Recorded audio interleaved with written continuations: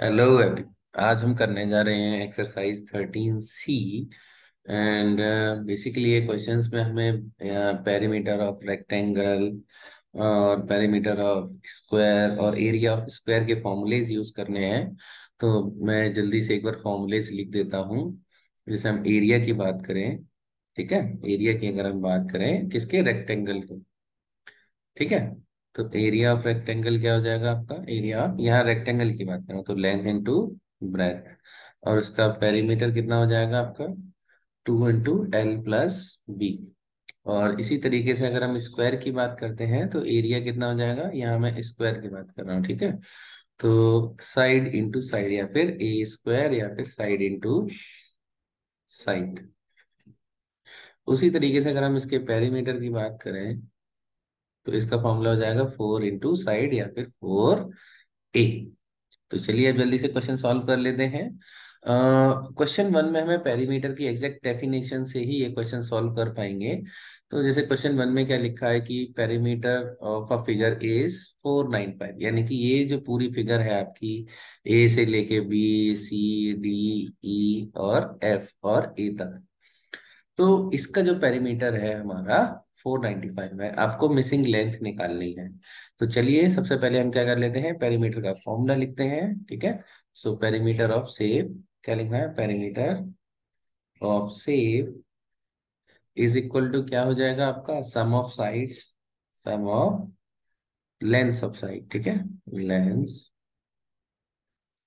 Of sides.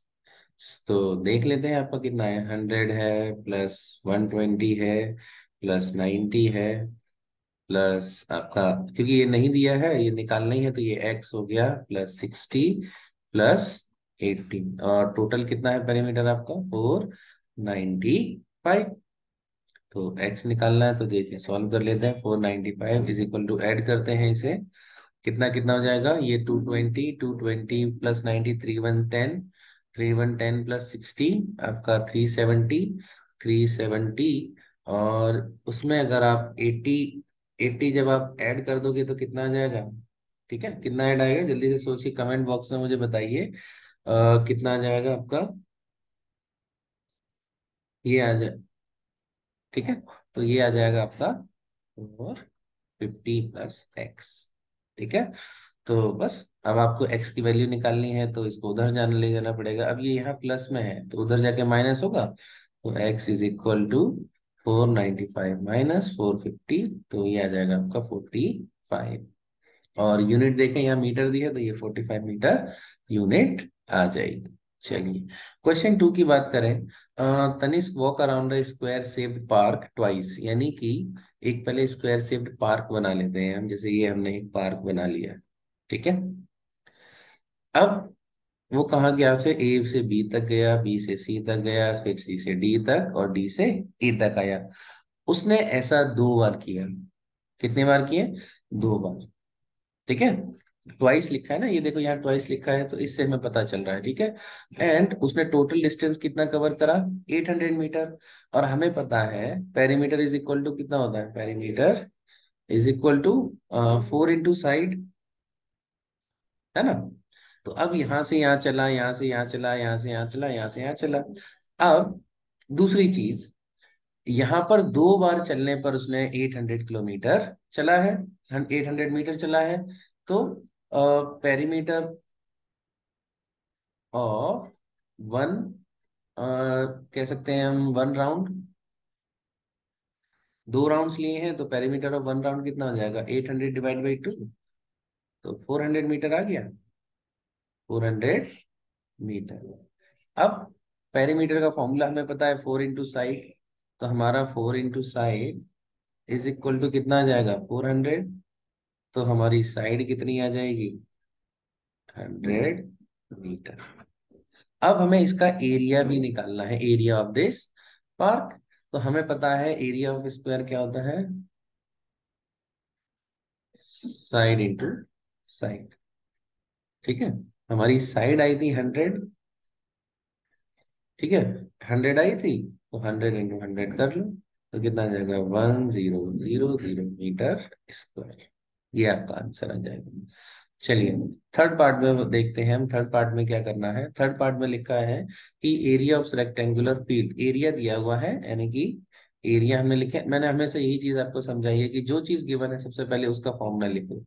तो कितना जाएगा? Length multiplied by breadth. अब लेंथ दी है 80, तो लेंथ रख लेते हैं 80। So 80 multiplied by B is equal to 1600। तो ब्रेड्थ कितना आ जाएगा आपका? 1600 डिवाइडेड बाई 80। ये 82 यानी कि 20 मीटर आपका जो है ब्रेड्थ आ गया। अब निकालना है पेरीमीटर। तो पेरीमीटर ऑफ रेक्टेंगल का फॉर्मूला आपको पता ही है। क्या होता है पेरीमीटर ऑफ रेक्टेंगल? 2l+b, ये होता है। यहाँ वैल्यूज रखो। लेंथ कितना है? 80 + 20, तो आ जाएगा 200 मीटर। ठीक है। चलिए ये हो गया आपका थर्ड पार्ट। चलिए अब कर लेते हैं जल्दी से फोर्थ क्वेश्चन। फोर्थ क्वेश्चन की जब हम बात कर रहे हैं तो यहाँ लिखा है cost of dyeing square piece of cloth at the rate of 5 per square metre. ठीक है। तो यहाँ पर 1 मीटर स्क्वायर, ठीक है, cost of 1 metre square is equal to 5 rupees है। याद रखो मीटर स्क्वायर है, कितना है? Metre square. तो यानी कि इससे हमें पता चलता है कि आपको एरिया निकालना पड़ेगा। अब इसकी शेप कैसी है? स्क्वायर। तो एरिया ऑफ स्क्वायर कितना होता है? Side into side. तो साइड आपकी कितनी है? आपकी 30 इंटू 30 कितना जाएगा? 900 मीटर स्क्वायर। समझ गए? तो ये आपका अभी तक सिर्फ एरिया आया, अब इसकी कॉस्ट भी निकालनी है। तो total cost of 900 metre square is equal to 5 × 900 is equal to 4500 rupees, ये आ जाएगा। चलिए क्वेश्चन फिफ्थ की बात करते हैं। तो फिफ्थ में क्या पूछा है? Which of the following has greater area. यानी कि स्क्वायर है आपके पास जिसकी साइड है आपकी 95, और लेंथ रेक्टेंगल है जिसकी डायमेंशन है 150 बाई 60। तो निकाल लेते हैं। तो सबसे पहले हम एरिया ऑफ स्क्वायर निकालते हैं। साइड स्क्वायर इसका फॉर्मूला है, तो निकाल लेते हैं 95 मल्टीप्लाइड बाई 95। मैंने आपको ये बता रखा है कि अगर कोई नंबर लास्ट में 5 से एंड हो रहा हो तो उसका स्क्वायर कैसे निकालते हैं। मैं दोबारा बता देता हूँ। जैसे 95 है, 5 का स्क्वायर कितना हुआ? 25। और नेक्स्ट 9 का अगला नंबर कितना है? 10। तो 9 इंटू 10 90। तो 9025 आपका इसका स्क्वायर आ गया। तो बेसिकली ये आपका आ गया centimetre square area of square. अब देख लेते हैं हम रेक्टेंगल का एरिया निकाल कर देखते हैं। ठीक है। तो एरिया ऑफ रेक्टेंगल क्या है? एरिया ऑफ रेक्टेंगल कितना था? Length multiplied by breadth. Length कितना है आपका? 150, और ब्रेड्थ कितना है? 60। कर लो, 0 0 15 × 90 9000, कितना ही आ रहा है? 9000 आपका सेंटीमीटर स्क्वायर। अब देखो जाहिर सी बात है, यहाँ 9025 है और यहाँ 9000 है, तो एरिया ऑफ स्क्वायर ही बड़ा है। चलिए सिक्स क्वेश्चन में आ जाते हैं हम। सिक्स क्वेश्चन की अगर हम बात करें तो आपको दे रखा है perimeter of a square. Perimeter दिया है 220 centimetre, and then what is the length of each side. ठीक है। तो मैंने यही आपको हमेशा यही समझाया है कि जो चीज जिसकी वैल्यू दी है उसका फॉर्मूला लिखो। तो पेरीमीटर ऑफ स्क्वायर क्या होता है? 4a। वो कितना है? 220। तो A is equal to 220 divided by 4। 4 × 5 = 20, 4 × 5 = 55 centimetre आपकी साइड आ गई। चलिए क्वेश्चन नंबर सेवंथ की बात कर लेते हैं। तो सेवंथ में लिखा है find breadth of a rectangular plot of land whose area is this and whose length is this and also find its parameter. तो कोई बात नहीं, एरिया दिया है तो एरिया का फॉर्मूला लिखो। Area of rectangle 660 equal to length into breadth, और 660 और लेंथ कितना है? 33। ब्रेड हमारा निकल आएगा। तो breadth is equal to 660 divided by 33, 20 20 metre. अब निकाल लेते हैं पेरीमीटर। आपको मैंने बता ही रखा है फॉर्मूला आपको। पेरीमीटर ऑफ रेक्टेंगल क्या है? Perimeter of rectangle is equal to 2 length plus breadth. ठीक है। तो चलिए निकाल लेते हैं। 233 तो आपका था ही, +20, तो ये हो जाएगा 53 इंटू टू, मल्टीप्लाई कर लो, 2 दिया 6, 2 पंचे 10, 106 मीटर आपका जो है पेरीमीटर आ जाएगा। चलिए क्वेश्चन नंबर 8 कर लेते हैं।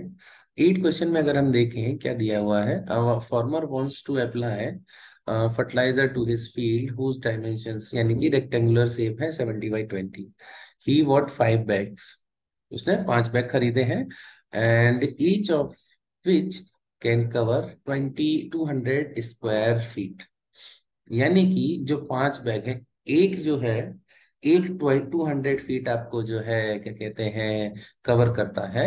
सो are they sufficient for this field, if not how much more fertiliser should he bye.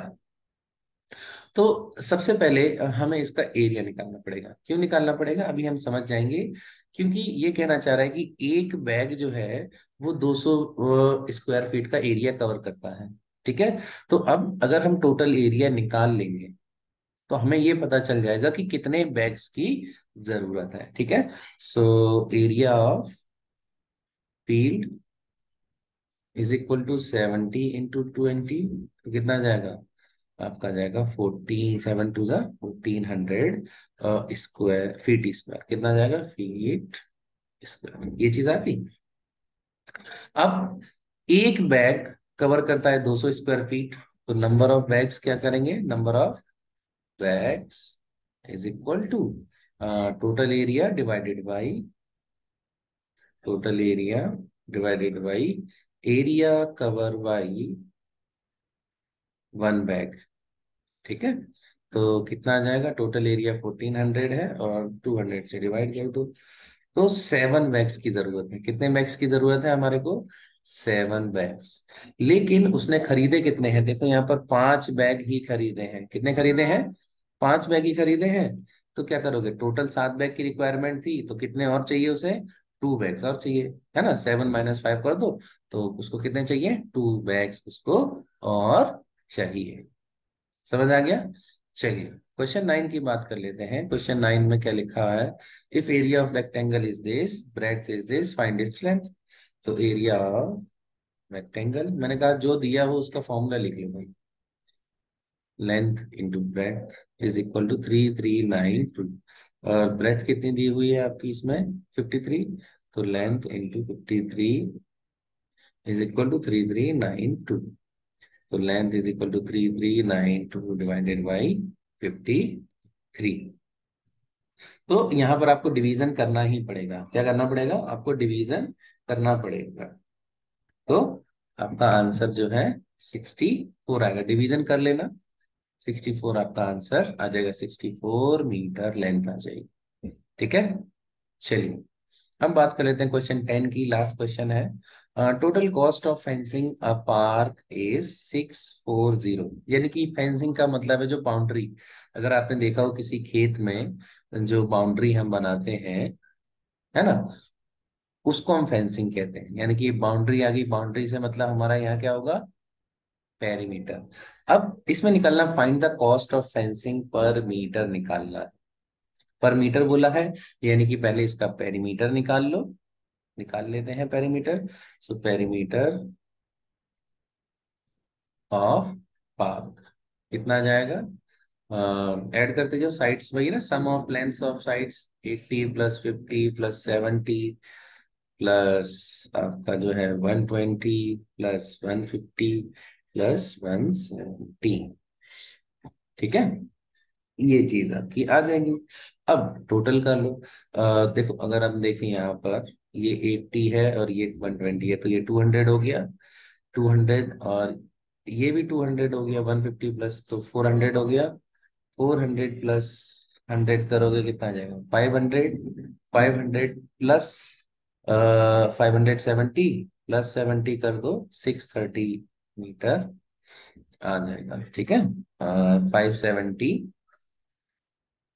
Plus 70 करोगे तो 640 मीटर आपका आएगा। कितना आएगा, 640 मीटर, ये आ गया। अब ये फेंसिंग को लगाने की जो टोटल कॉस्ट थी 640 थी, है ना।